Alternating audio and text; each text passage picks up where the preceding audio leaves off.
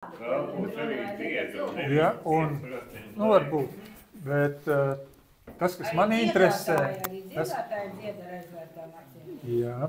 tas, kas man interesē tad, kad viņš tās acis pavērs, tad no viņa iznāks labāks, jo tās ar aizvērtām acīm viss ir salikuši žurnālos, internetā tās bildes ir. Un, tiksim, ir tāds Niks Moss, kurš jau ieraugot mani, zinu, es spēlēšu ar atvērtām acīm. Aigar, kurā vietā tu pēc tos sekociņus?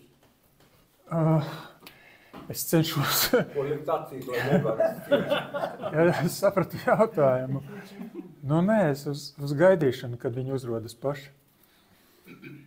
Ir, tas ir jānotver. Viņš tā kā mednieks, gaida momentu. Tāpēc viņi rauja izņemot fotoaparātu un ņem to cilvēku.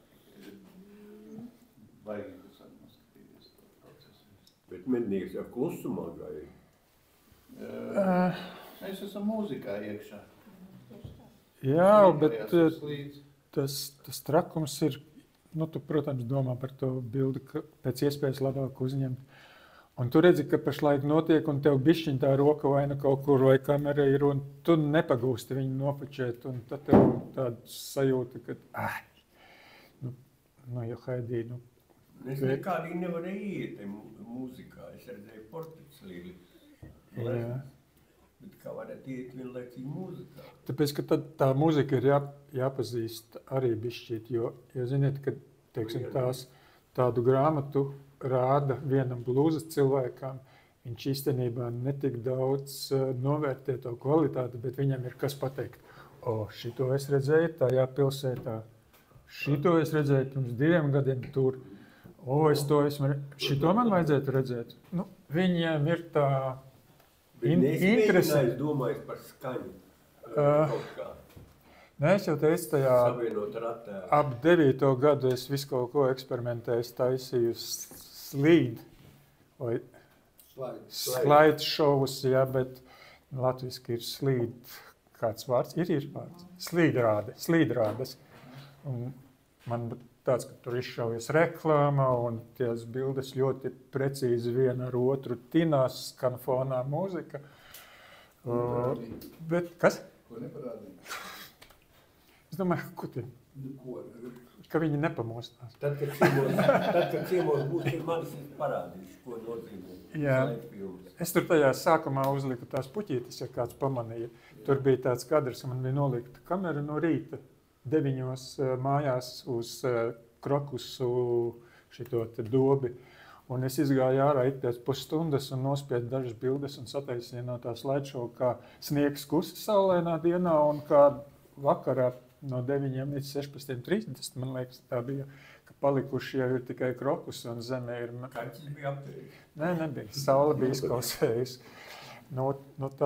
Tāds eksperiments. Un, jā, tur arī es biju tas perfekcionists, ka man vajadzēja tās bildes salikt tā, lai viņas tiešām mainās šādā te veidā. Tagad to neko nedaru un mākslīgais intelekts tev saliek tos slīdrādes automātā ar specifektiem, kuri visi jau ir iebūvēti, un tev par to nav. Bet tad es biju tāds kā bišķiņ pionieris un vairākās lietās, kas tur ap blūzu fotografēšanu bija, teiksim, likt to parakstu zem bildes, šī ir mana bilde, lūdzu viņu neizmainīt, lietot tikai ar manu atļauju un tā tālāk. Tas bija TikToks to neprasa tagad. Jā, tas bija, ko teiksim, es ieviesu, un tagad ir pārņēmuši daudz fotografu un turpina darīt. Es tagad paskatos savā pasē un saku, vai jūs redzat to manu bildi, atstājiet stūrīti Aigars Laps un viss dariet ar viņu, ko gribiet. Es vairs neesmu tik sautīgs, jo tu tāpat nenosargāsi to bildi. Kas gribēs izmantot, cik es esmu atradis, gan žurnālos, gan plakātos, kad ir manas bildes ieliktas un tiek izmantotas naudas iegūšanai, teiksim tā, ja, kas būtu komercmērķiem. Komercmērķiem, pareizi. Nē, vienkārši uzturot, lai būtu kaut kāds asums, tad es pievēršu visu piparus, ja, ka īstenībā, ja mēs paši esam vainīgi, ka mēs atļaujam to darīt, un ja mēs par to cīnītos, tad arī kultūras ministri neatļautos likt attēlus publiskā telpā bez autoriem, tad arī finanšu ministrija atsauktos un tā tālāk un tālāk. Es saprotu, ka skaidrs, ka to cīnīties ir bezcerīgi, bet cīnīties vajag. Bet ne par to vien. Nē. Piezīme ir vietā un daudzi to mēģina darīt, bet ja tu to sāc darīt ar aizvainojumu, tad tas man vairs nav pieņemams. Tas ir cieņas jautājums, tas nav aizvainojums. Tas ir, es gribu tevi cienīt, un man patīk, ka mani ciena. Mēs esam abi cienījami ļaudis, un mēs viens otru cienam un respektējam. Un tāpēc daudzi pie manis nāk ar lūgumu, es vēlētos izmantot šo jūsu bildi. Man naudas nav, ja jūs piekrītat, mēs liksim informāciju, ka tā ir jūsu bilde, un es vienmēr esmu teicis jā. Nekad nav iedvesmu. Es arī sāku atnesiet kartupeļmaisu un vienoties, ka mēs esam vienojušies un apusēji gandarīti par šo te brīnišķīgo tikšanās reizi. Redz, viņi no Amerikas man neved tos kartupeļmaisus. Lai sūta potlenes, vienalga, abonē žurnālus, vai atsūta man Washington Post abonementu uz gābu, vai vienalga, kas jums ir burkāni, bietes, ok? Tu esi medniecis, tev ir medījums, es esmu mūziķis, man ir mūzika, ja? Tā kā manā tajā nesenajā pieredzē, vai tu varētu mums uztaisīt, atdot tās bildītes? Jā, var. Es saku, man būs drīz dzimšanas diena, tu varētu atnākt nostiedāt kaut kādas 2 dziesmas. Nevajag īpaši neko daudz, tur bez orķestra vienkārši akapela, vienkārši būtu baigi forši, tu varētu atnākt. Oi, tu gan, es saku, kā? Bet tu arī gan, vai ne? Jā, tā ir. Es tev iedot bildīšu, tu man nodēļ dziesmiņu, vai uzdejo, vai, nezinu, noskaidrs zejolīt, vai Es varu piebilst, blūzs ir ļoti dīvaina lieta, par ko es arī brīnos, jo blūzs balstās vispār uz cilvēku atbalstu, uz faniem. Nav ne roks, ne tāds, ne lielie, kā saka, metāls, kuri šeit cilvēki uztur faktiski blūzu. Un nevienam fotogrāfam un žurnālos visi ir, bet es zinu, ka kādam maksā. Nē, maksā, ja tu tiec uz vāka, tava bildi ir, ja? Par to samaksā, bet ja tu liec iekšā bildi kaut kur atvērumos, tad par to parasti nevisai. Blūzā negrozās tādā ziņā naudas, kā tādas fotogrāfiem, laikam blūzā saņem varbūt Amerikas blūza tā vadītāji kādi, ja, kas ir daži varbūt. Un lielo žurnālu redaktori kā tādi, un vairāk pārējiem izstāv tavas bildes, gods cieņa tev slava, bet nekādas naudas. Mīļā Zeltīte, nabagi žurnālus neizdod. Viņi makterē un lasa sēnes. Līdz ar to, tātad ir pagājuši cik tur 20 vairāk gadi, daži izdevēji Latvijā ir miljonāri, daži ir palikuši ar vecu fotoaparātu. Un liels paldies par jūsu ieguldījumu, cik interesanti bija, kā es kļuvu par miljonāru. Malacīšu, kā mums toreiz grūti gāja, un tas tā ne... Bet tas tā ir joprojām. Jā, tas nav pareizi. Nav pareizi, bet pašlaik tā lieta ir tāda, kā... Bet tur jau vairāk tie dziedātāji.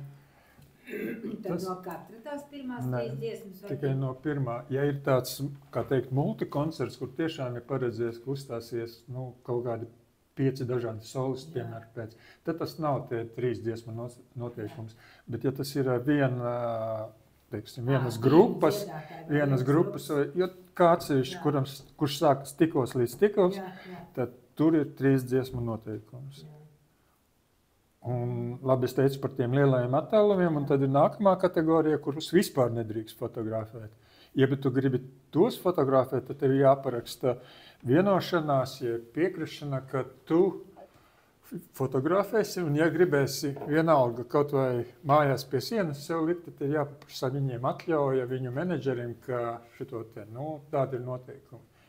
Norvēģijā tur visi uzreiz, tur, teiksim, jūnijā tagad bija kā reiz festivāls, un tur pirmā līmeņa zvaigzne bija uz to festivālu uzaicināta, un bija tāda noteikti. Visi norvēģi fotogrāfi pateica, mēs nefotografēsim, tas nav godīgi, un tā tālāk.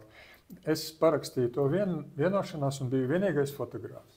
Bet, ja man gribēsies kādam to bildi pārdot, es es nekaunēšos un es viņam to atļauju dabūšu, jo es zinu, ka mana bilde ir tik laba, ka viņa piekritīs. Zinu, ka Norvēģiem nav vienkārši. Nē, viņiem atkal ir kaut kā cita juridiskā domāšana, un tas nav vienīgais gadījums par šo. Mēs ar viņiem par šo esam saskārušies vairākas reizes, ka viņi atsakās vispār fočēt un demonstratīvi neiet, bet ieguvēji jau viņi no tā nav. Ja? Viņiem pietiek tāpat. Nē, Mēs būtu tā, ka, piemēram, tā zvaigzne saka, šitam nedrīkst pārdot to bildē, šitam var pārdot. Tāda izmēra zvaigzne, kā es tagad pēdējo minēju, tas ir, jo tad tu visu saskaņo ar menedžeri. Tu neko nevari publicēt pats. Un pēc tā koncerta es tāpat naktī uztaisīju, uzrakstīju, un nākamajā rītā man bija atļauja, liec Facebookā un rādi. Un visi Norvēģi var iet. Nosaukt to zvaigznes vārdu. Bet Hart. Labi, atgriežoties uz zemes. Sākam ar vienkāršiem, rūpiem, prastiem jautājumiem, bet tu kā matemātiķis, es varu tiks ar jebkur galā. Vai tu esi matemātiski izreikinājis, cik maksā tavs tas vienas pirkstas kustību uz leju, teiksim, kuri fotoaparātu rokās? Nē, es neesmu rēķinājis. Es vienīgi zinu, ka es esmu miljonārs. Man ne tā dēļ. Pēc šitiem te. Tur mēs labi 2 miljonāri. Man 13 bērni. Jā. Tur droši vien citu pirks kustināja, labi, jā, bet es tā iegribos. Jā, turpin. Jā, vienmēr sakot, būtu svarīgi saprast, teiksim, to, kad kāda tad ir tā pašizmaksa, piemēram, man vienmēr tas jautājums ir sev un fotogrāfiem, es vienkārši pa slinku, man matemātikā vienmēr bija -2, tad, man liekas, ka visi fotogrāfi vairāk vai mazāk tomēr piemaksā par to, kad viņi var fotografēt, par to, ka kāds viņu bildi tur uzrunā vai kaut ko paslavē vai kaut kur izmanto vai kaut ko tam līdzīgi. Rēķinām, kad ir kāda, cik tur gada inflācija ir 7-8%, pareizi, ja? Rēķinām, ka fotogrāfijas cena ir par šitiem gadiem cik reizes jau kritusies, cik reizes ir cenas cēlušās uz, es nezinu, tur degvielu, elektrību un visu pārējo, tad īstenībā tas skaidrs varētu būt vienkārši baiss. Jā, bet man tev uzreiz tur ir atbilde, ka, tu jau arī, vai tev rokās ir Mercedes klases izmaksu kameru, vai ne? Un tu viņu nekad nevari atpirkt vai pārreikināt naudā, kad tev viņa būs rentabla. Ja, tu vari atļauties to darīt, un tas, kas ir vajadzīgs fona bizness. Tu vari, teiksim, tepat, nezinu, Santai vai Fantai pārdot savas bildītes un nodrošināt iztiku. Es tajās krīzes gados mēģināju dzīvot no foto, bet pilnīgi nekādu tur nesanāk. No otras puses negribu kāzās gulties uz grīdas un skraidīt līdz jaunajiem pāriem un nodrošināt sev iztiku tādā veidā.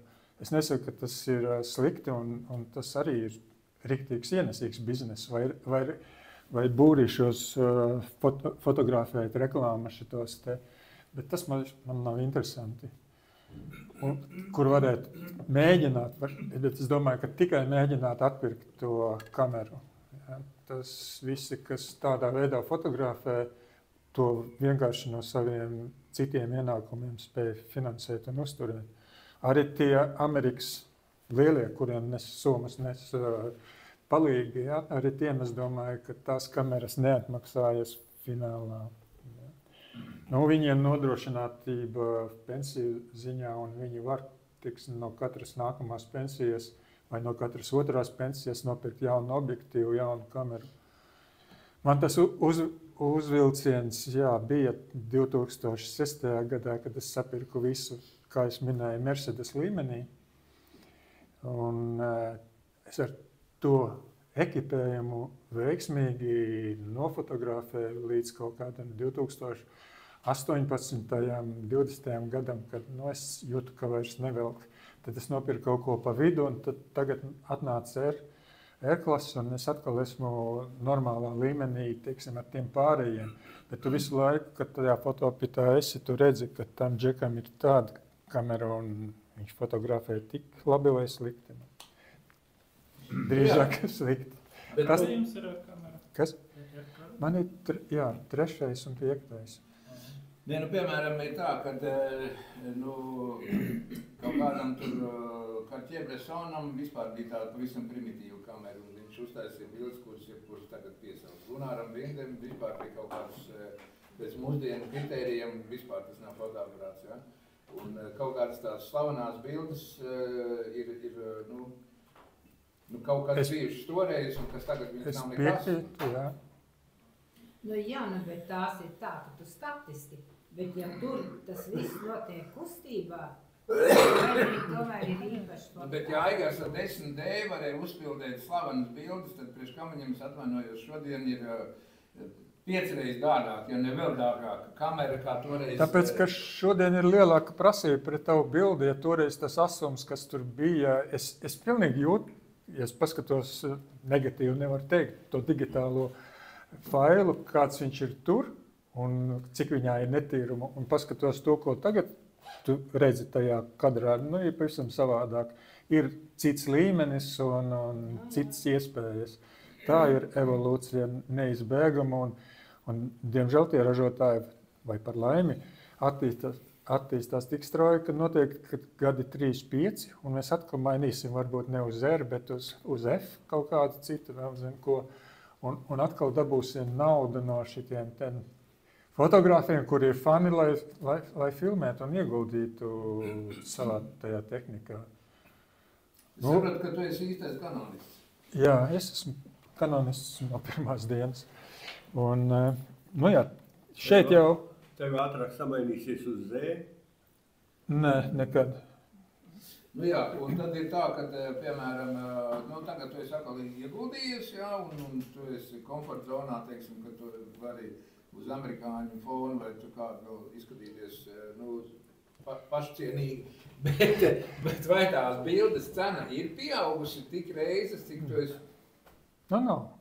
Nu, bet tas, Tas ir tā fotogrāfa slimības pakāpe, ka tu tomēr ej līdzi attīstībai, bet tu viņu nerēķini matemātiski, jo tev ir iespēja tā darīt.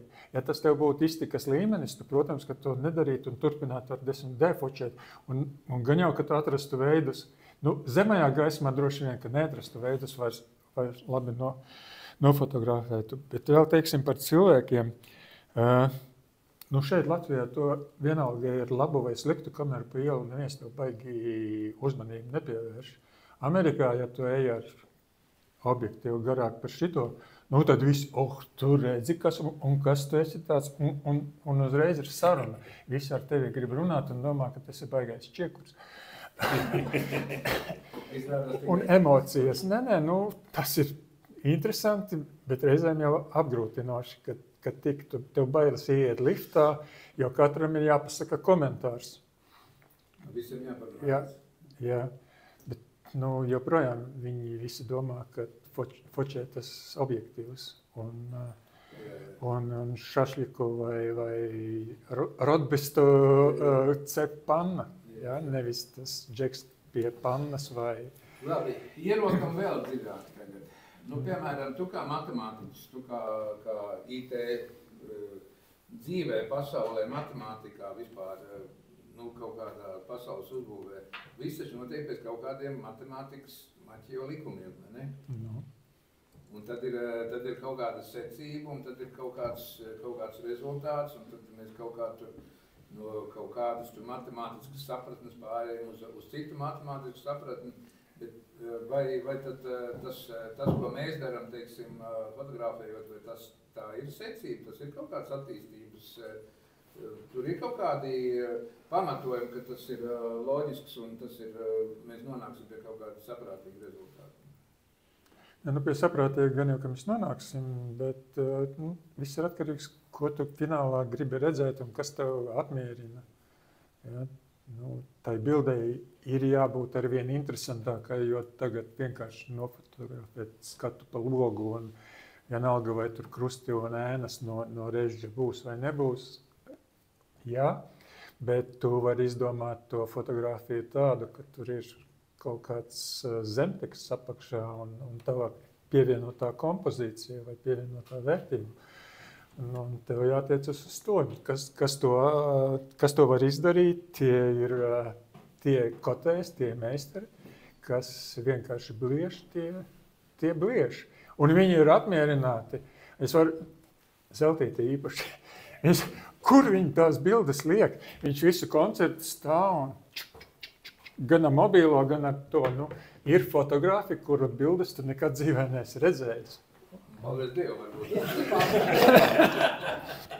Labi, es vēl gribētu vēl tajā dzīvībā parāt, ja, ka mēs redzam, ka, piemēram, tur kā tā fotografija attīstās, kā civilizācija attīstās, kā IT tehnoloģijas, to tās AI baigi attīstīsies, ja, un tā, kad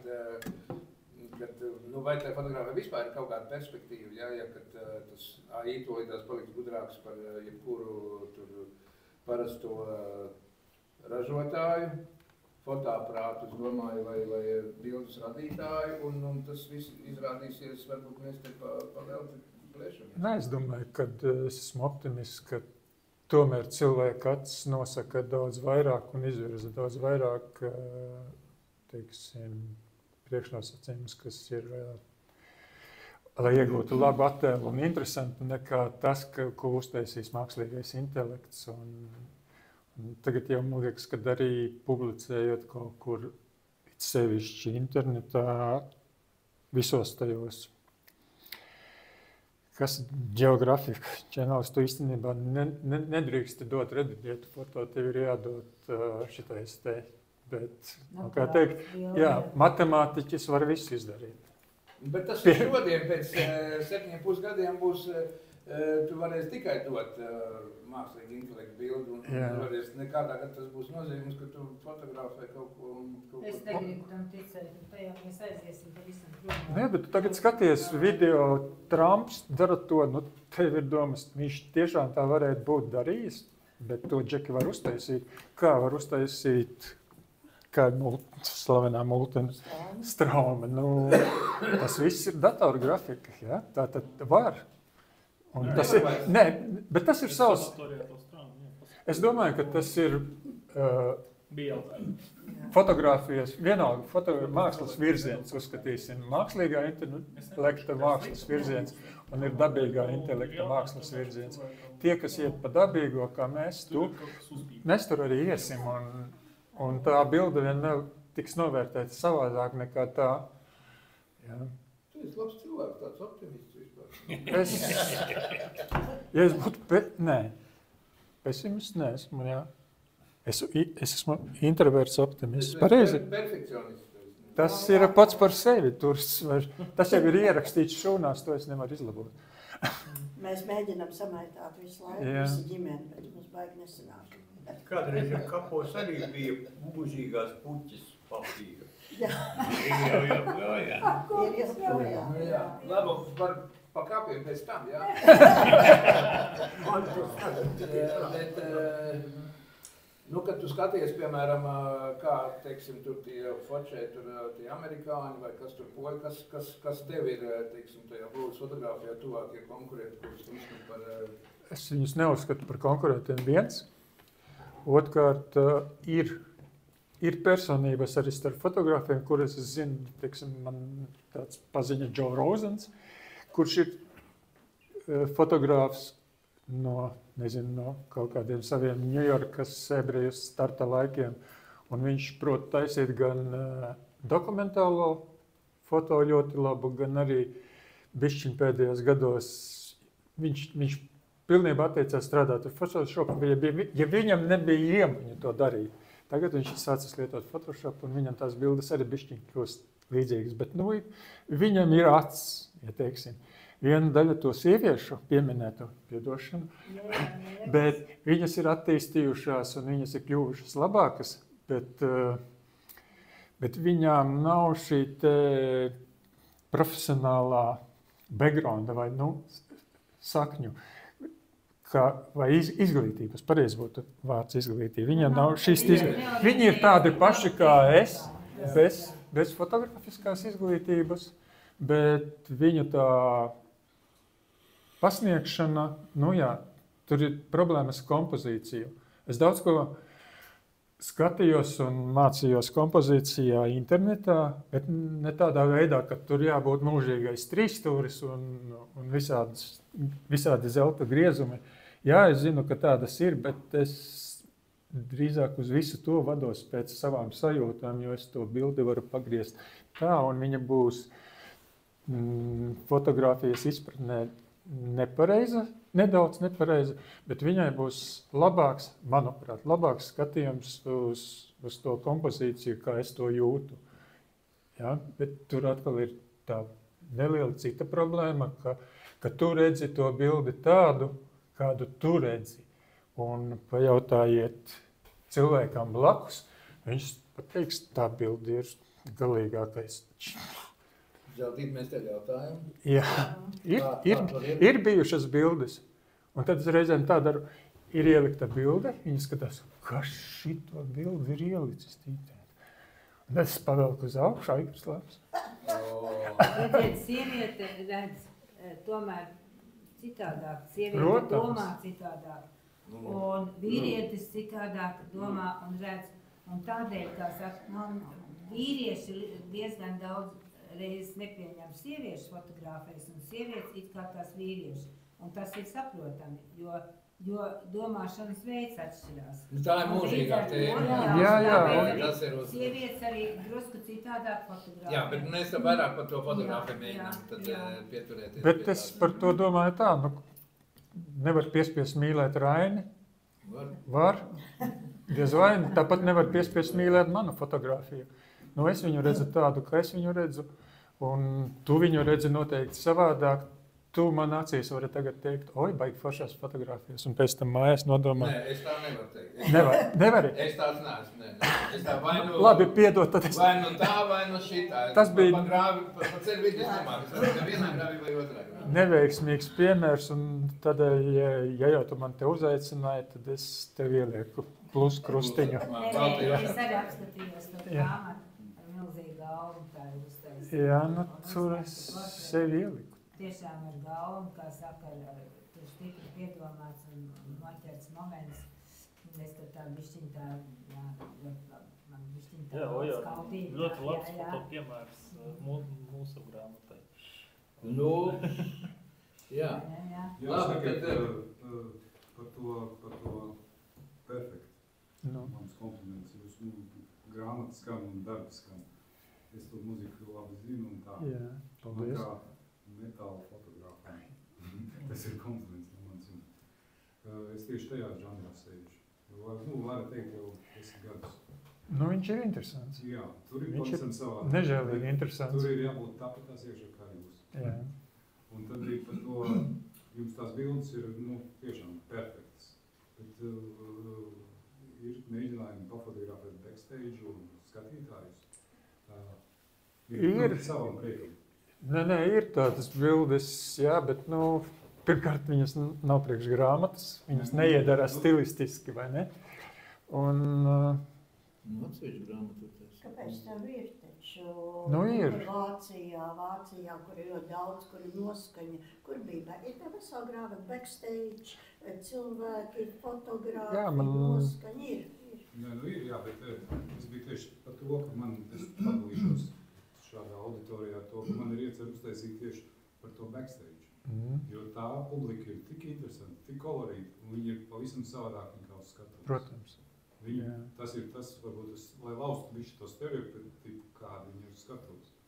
Ir pavisam, ka viņš noņem to visu savu atribūtiku, tad viņš ir pavisam cits, un tur tik interesanti kadri, man ir tā iespēja būt ar viņiem kopā, un daudz tādi interesanti kadri, kur cilvēks, kas vispār pēc savas būtības, viņš ir teicis to, ka viņš nekad nesmaida. Viņš smaida. Jā, tas ir tas pats stāsts par to, ka katrs cilvēks ir skaists. Jā. Vajag tikai atrast skaistumu. Tad ir tāds interesants, kad viņš pat iedzer to ūdeni, viņš priecājās par to, viņš aiziet atkal un šos... Ir vampīrs, jā? Jā, bet to šīs telpās noteikti neviena grupas nosaukumu nevar minēt.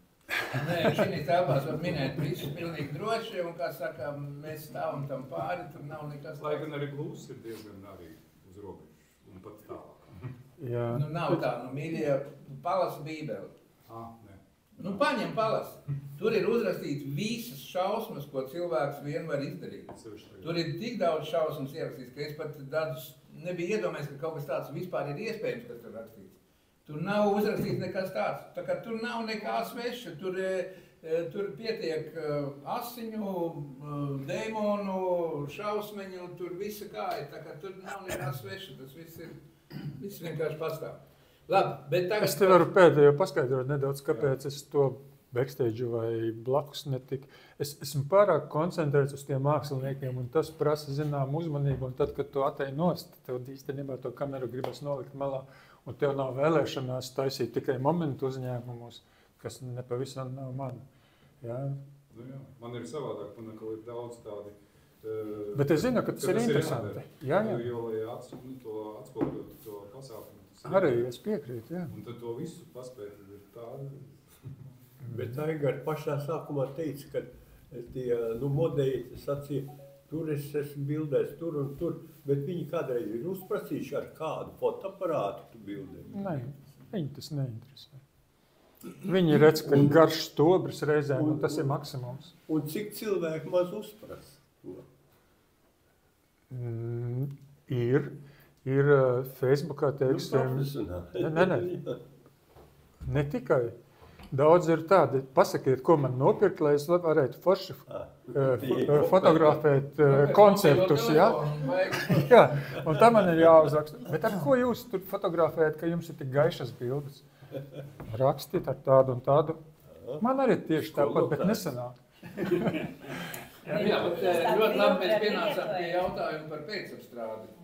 Cik daudz procentāli tu pēcapstrādē, tu kaut ko tur cakini, kaut ko tur...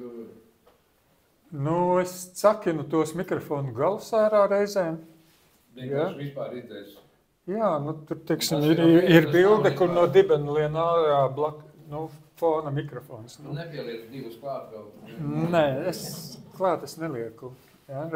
Reizēm ielieku kādu zobu, reizēm pumpas, bet ar tām pumpām jābūt ir uzmanīgi, jo tu nezini, vai tā dzimumzīme ir domāta un viņi ar to lepojas. Un nedod Dievs, tu viņam viņu izņem, un viņš saka, johēdi, man tur taču ir dzimumzīme. Visām izvietēm no pieras. Jā, man liekas arī, ka tas arī, ka ir tā, ka, ja tam cilvēkam ir tās pumpas, viņam ir tās pumpas. Viņš iet uz skatuvi, un tad viņš skaidri saprot, ka viņš skatīsies, un ka viņam ir okei, ka viņam ir tās pumpas. Ja viņam nebūtu, viņš aizkrāsot viņus, vai es nezinu, kaut ko tur izdarīt. Ir kas to saprot, un ir kas to nesaprot. Ja tu ielieci naturāli ļoti asu pumpainu bildi, visas mūsu ādas ir diezgan tādas, kā tas viņas ir. Tā skaitā man, ja, tur nekā. Bet visi grib būt santas vāki. Tāds filtrs nelietojiet? Nē. Bez pumpaini visi grib būt. Bet daudzām dāmām ir prasības, jā. Ko tu dari, pirmkārt, ko tu dari šopā? AI tu neizmanto vēl? Nē. Ko es daru? Nē, es lietoju tādu rīku, varbūt, ja zini, Topas. Jā, viņš ar viņu tu vari pacelt asumu nedaudz, ja tas ir laba bilde un tur tev pietrūcis ir kaut kāds asums. Tu vari, kad ir slikts apgaismojums, to dust, trokšņus noņemt, ja, uztaisīt blurīgāku fonu. Tādas lietas, Bet jā, es agrāk diezgan daudz pie tā strādāju un domāju, tad, kad bija tas roku variants, kad kaut ko vajag pielabot, lai tur būtu tuvāk ideālam, skaistuma ideāliem. Bet teikt, ka tagad man ir, teiksim, dažas naktis tādas, kad es jau uzlieku tikai kropēšanu, izgriežu tur bišķiņu kaut kādu stūri, nogriežu un lieku gatavu, viņa jau ir gana laba. It sevišķi tagad ar kad nomainīju pirmos gadus, aizgāju, un tas ir nesalīdzināmi vieglāk, protams. Divas lietas nosauc, kas ir bez spoguļu labāks nekā spoguļu? Vieglāks. Nē. Nav vieglāks. Smagāks. Jaunais trešais ir drausmīgs. Vieglāks taču. Bez spoguļu. smagāk. Šitas te, kas ir tie jaunie, tie drausmīgi smagi. Tad es nezinu. Es domāju, ka ir kaut kādas slēptā iebūvētība, ka tas attēls tiek labāk uzņemts. Bet teikt, ka tā ir priekšrocība, nu nezinu.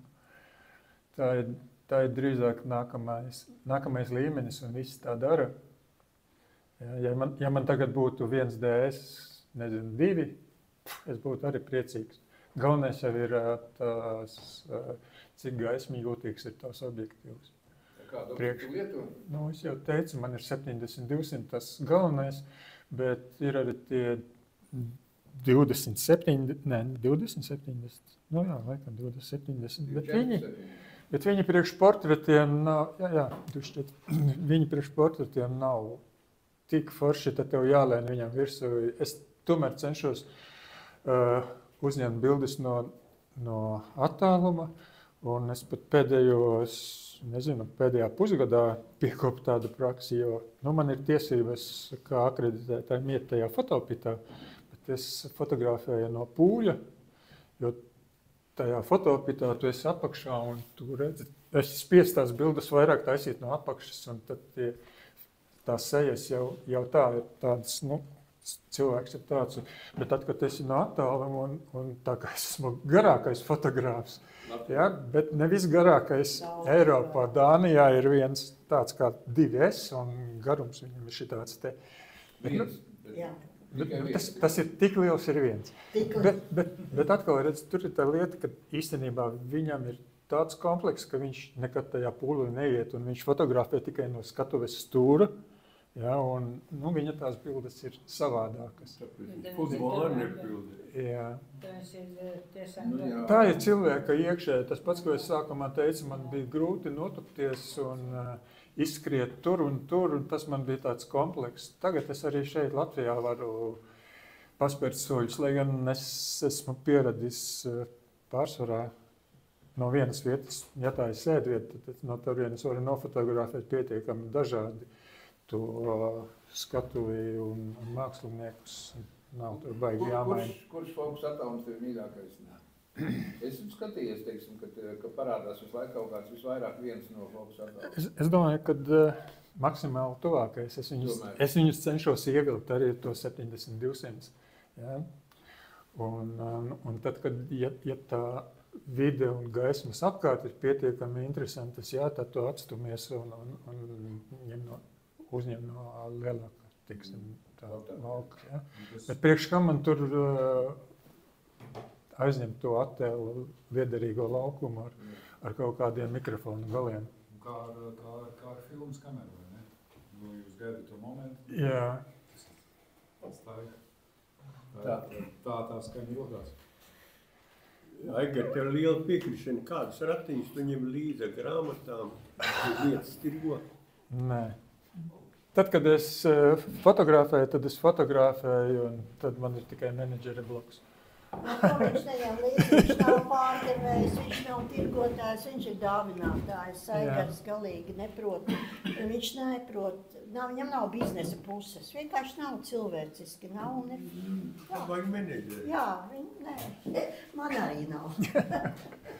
Labi, mums ir palikuši 2 minūtes. Saņemamies koncentrētus, precīzus jautājumos, uzbraucienus, atbraucienus, ievelkam tūmā. Man novēlējums vienkārši. Lai skaisti kadri un lai ir veselīgi visus tos noķert. Paldies. Ko tu varētu pateikt nākamajiem latviešu fotogrāfiem, jaunajiem iesācējiem, vai kas vēl nav iesākuši, vai kāpēc vajag fotografēt, un kas tas ir, un ko darīt, ko nedarīt? Atrast sevi un skatieties uz visiem, uz visu dzīvē un apkārt ar savām acīm, un tad jau būs interesantas lietas iznāks. Ja kaut ko kopēt, tad nevajag. Cik grāmatas ir iznāks un kāda būs tagad? Pašlaik nav jaunas plānotas, ir 3 gabalas tādas lielas. Par ko? Šāda tepat veida. Ko es plānoju? Gan jau, kad kaut kāda, man patīk skaitlis 133 portreti vienā grāmatā. Ja, tā kā tai viena ir nosaukums. Labi, liels paldies tev, Aigar, ka tu esi, ka tu klosies, ka tu esi gatavs atdot savu naktsmieru, dzīvi, veselību, acu gaismu fotogrāfijai, ka tu nesi Latvijas vārdu. Nu, bišķiņ jau ģimenē arī. Viņi sargā aparatūru, lai nekāds nesargā. Viņi atbalsta un mūsu intereses ir kopīgas, tas svarīgākais. Tad īstenībā tad galvenais jautājums, kā atrast tādu sievieti, lai būtu intereses kopīgas un atbalstītu. Lai jūsu saikne ir nedalāma. Precīzi un jā, pilnīgi uz visiem festivāliem, uz visām fotografēšanām dodamies kopā un tikai. Un tas man ir viens no maniem reideriem prasība, kad jābūt numuriņam priekš 2, pusdienām priekš 2, un visi to zina. Mēs jau esam tik tālu, ka es stāvu pūlī un fotografēju Tas gan. Galvā savā, un skatos, saka, šitā momentu viņš ir noķēris noteikti. Jā. Kā viesnīcā atsevišķi gultas jau rezervēts?